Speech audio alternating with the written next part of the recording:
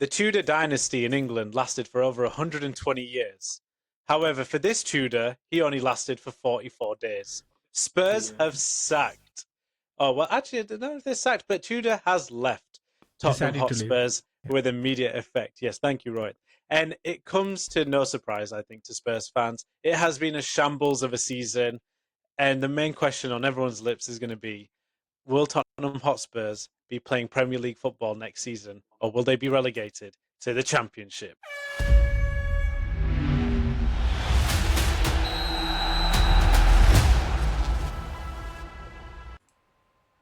Right, boys, how's it going? Rohit and Amit. I mean, this is unprecedented that we're talking about another manager who's left the Premier League.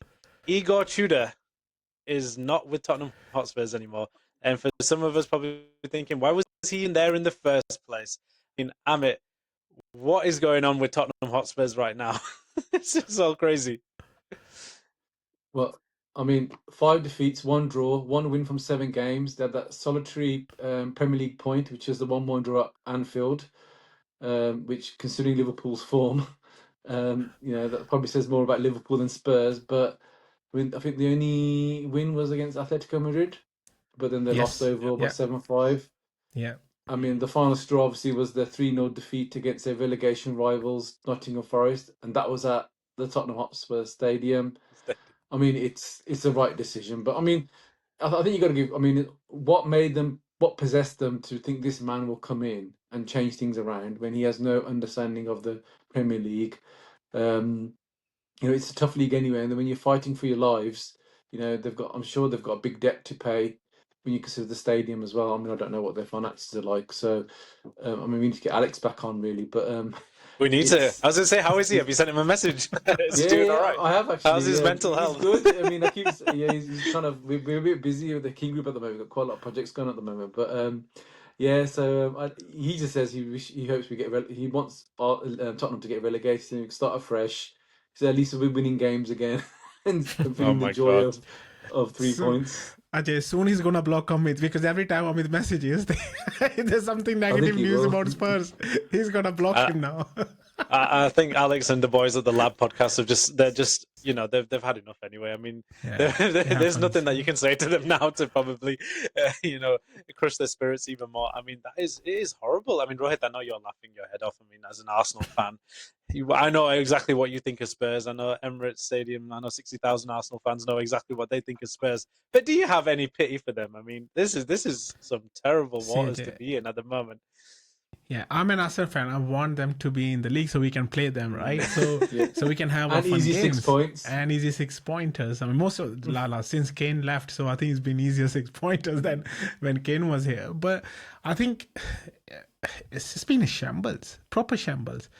So they took our director, I think, Vinay, right? And then what happened? Is in the Durandar in there? I don't know what's going on. So I mean, people who don't know Durandar, it's a spy movie. It's spy movie. You think he's gone in? He made it worse. I think Thomas Frank was a secret Arsenal spy. When he was holding that cup and it was an Arsenal mug, you knew he was a double agent. But what the hell is happening at Spurs, man? With such a great stadium, and then this is why I say, right? So imagine when we made our stadium and we didn't have funds to buy big players. This is why Van Persie left as well. But Arsene and the club stayed true to say, okay, what is right for the club? And it was Arsene who got us into Champions League every season with that money. We couldn't even spend any money. We still got into Champions League. We still won the FA Cups. So that shows a good manager can take you there, because when the tides are really strong, you need a good, solid manager, good, solid leader at the top to steer that way, to take you to the show. I mean, otherwise it's hard. So that shows and the changes they've been doing. First of all, I don't believe what happened with, if you remember, Nuno came in. They didn't give Nuno time at all. They sacked him straight away. Then they got someone else. I don't remember who came in. Oh yeah, so Conte came in. I mean, Mourinho was there. Conte was, I think, what's happening here? And then, you know what?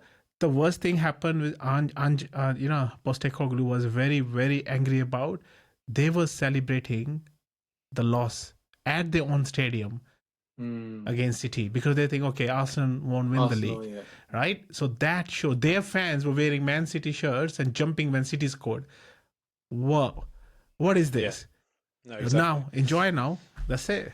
I mean, I'll come to you. And sorry, I'll come to you. Obviously, with Ange Postecoglou, because that's interesting. Because United lost to Spurs in the Europa League final, and bringing Tottenham their first silverware for 40, 50 odd years. Do you think, in hindsight, it was a bad decision to have sacked Ange Postecoglou? And in terms of Tottenham players, I don't know, you've mentioned maybe before, but do you think Tottenham players are down tooling this season a little bit because there doesn't seem to be any chemistry between those players at that team? I mean, I think they've been very, very lucky with their key players. If you look at the players that are absent, I mean, God, that's the core of their team, and they've had it's the same as last year, really. Yeah, but there's still 11 players on the pitch. It's not like it's kindergarten players. It's not academy players.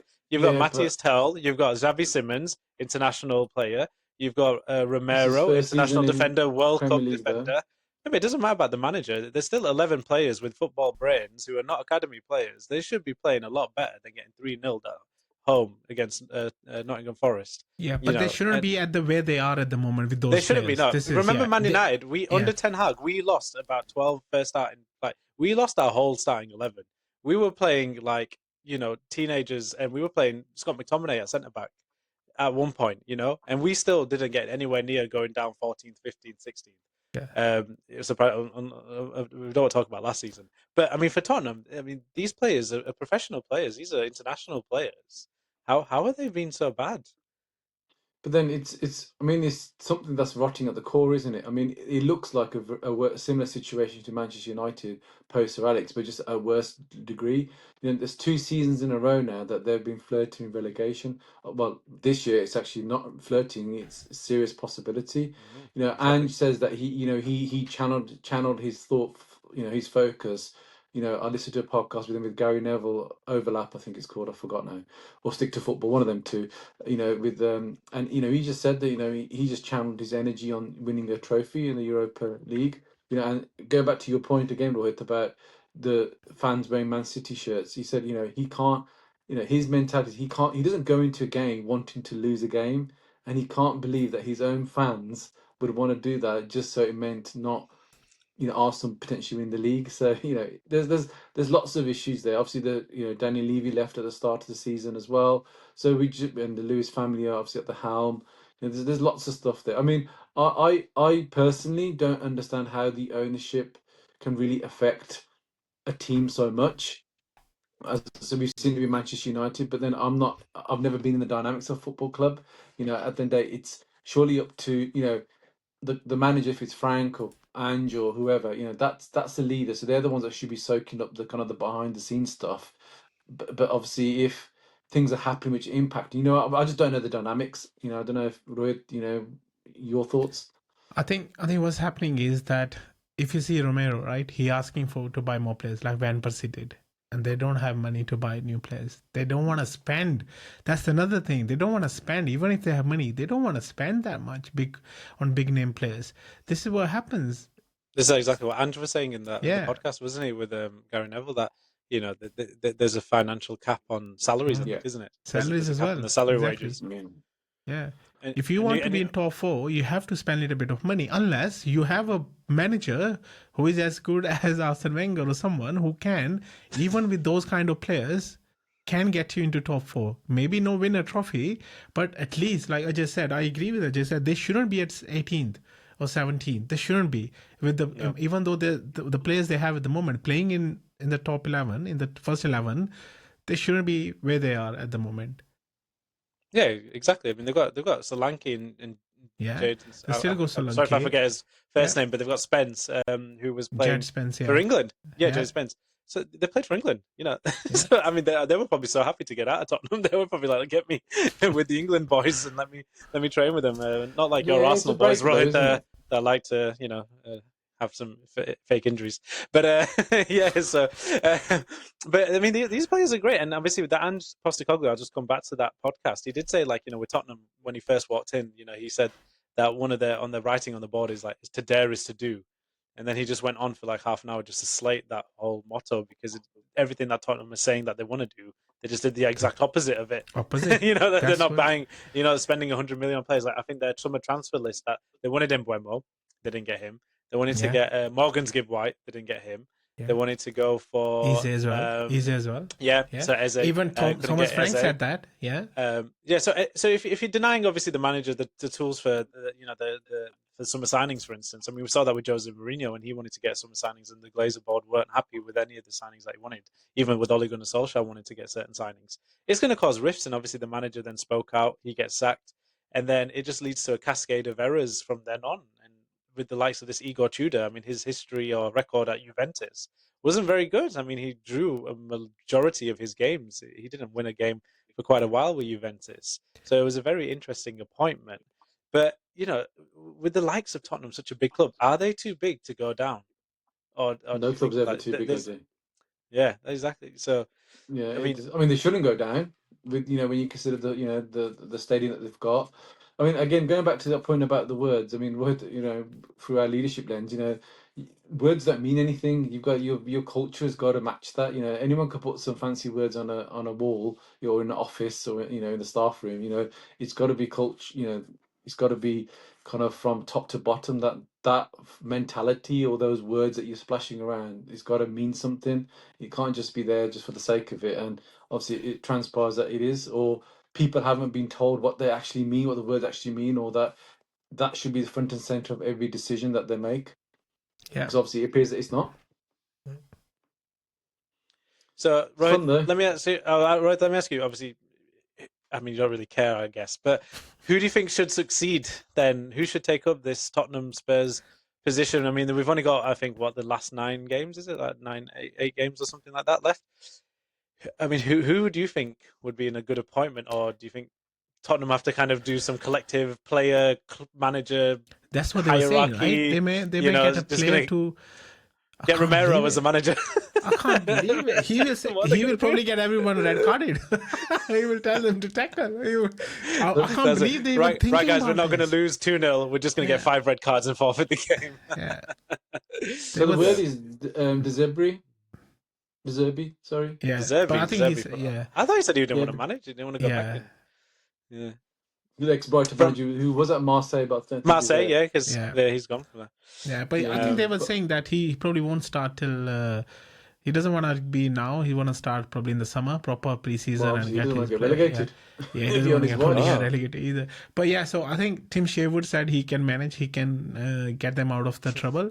Even Harry Redknapp said, so I'm available. So there's only one man for it. Yeah, Harry Redknapp. Oh, who do you think who's the specialist? Big Sam. Big Sam. Big Sam. They need to go to Big Sam. He is the relegation specialist, survival specialist. That is shocking to think a club like Tottenham, but I think playing Champions League football, chasing the title 10 years ago, in a relegation scrap. Sorry, Roy, go on. No, I'm just thinking. I think they will be okay. They will be okay. Still 8 games left, but I think they will be okay. But they're only one. I think they're only 1 point above. They've not won in 2026. West Ham, yeah. They've not won a Premier League game. But to be honest, guys, I watched that Atletico Madrid game. I watched that. I think they were fantastic. To be honest, Spurs were. They were brilliant. I felt they were pretty good in that game against Madrid. Very good. It was just a keeper that let them down, slipping and and then I'm telling you that they were pretty good. I was quite. They must have someone up their sleeve, though. I mean, you wouldn't be sacking. They've only. I mean, obviously the players away for international duty.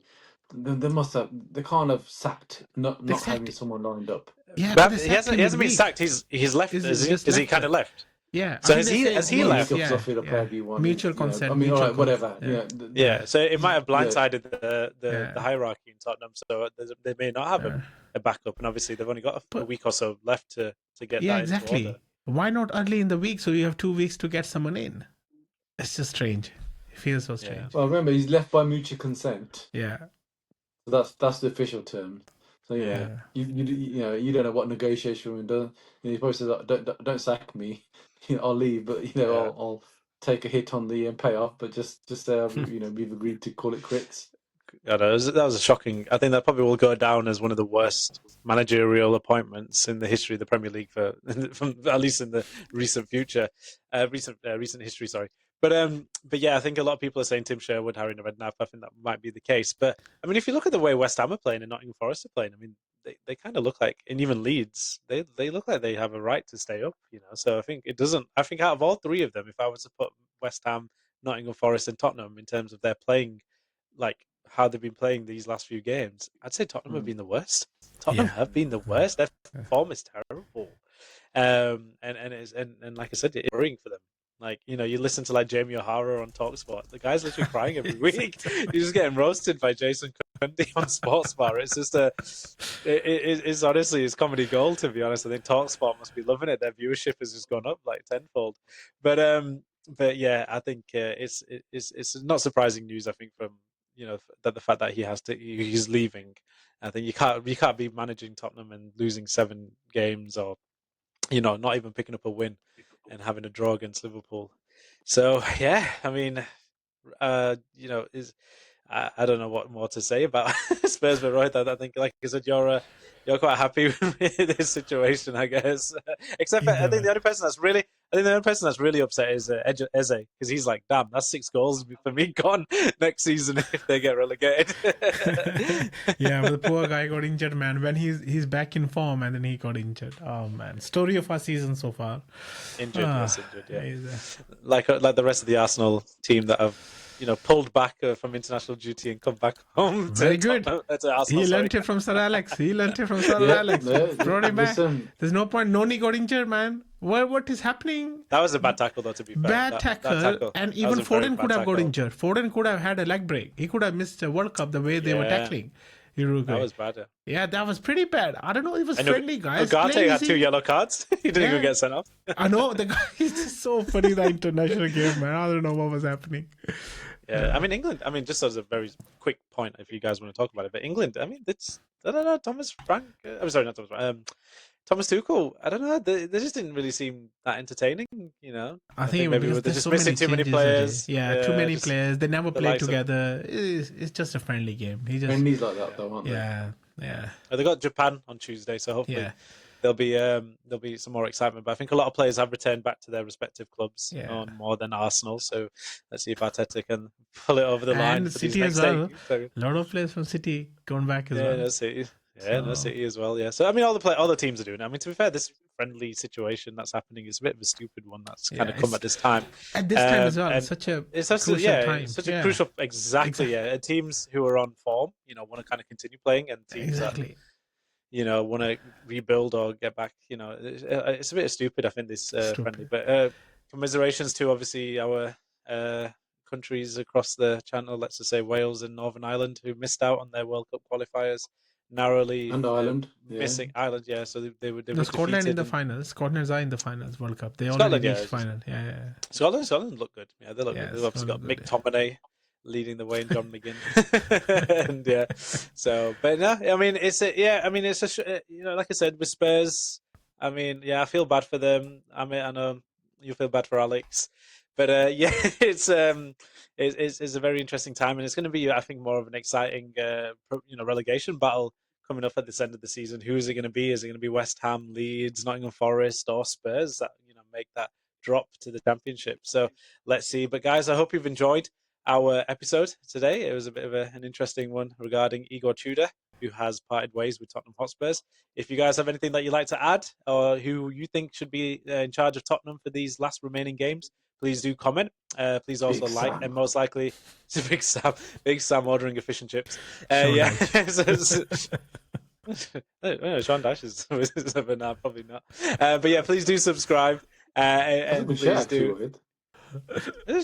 Sean Dyche is he available? Wasn't he? Yeah. They sacked him from Forest. Forest, yeah, exactly. So who knows that? So, Sean Dyche will know exactly what to do hoof the ball up to Solanke. But yeah, so let's see how that works out. But guys, thank you again. Thank you, Amit. Thank you, Rohit, for this episode. And guys, again, please do subscribe, like, and comment. And we will catch you when the Premier League returns. Yes. Take care.